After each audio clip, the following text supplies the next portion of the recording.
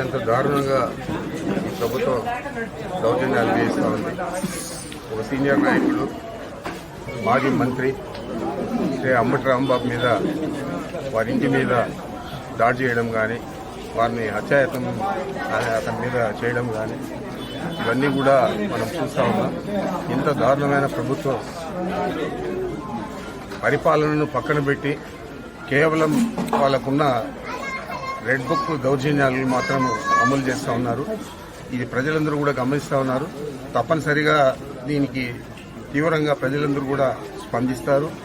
రాబోయే రోజుల్లో ఈ ప్రజా వ్యతిరేకత పెద్ద ఉప్పెన మాదిరి తయారై తెలుగుదేశం పార్టీని సర్వనాశనం చేస్తుందని చెప్పి నేను తెలియజేస్తా ఉన్నాను. అతి గర్వంతో ఒళ్ళు మర్చిపోయి ఇలాంటి వ్యవహారాలన్నీ చేయడం చాలా దురదృష్టకరం అని చెప్పి తెలియజేస్తాను.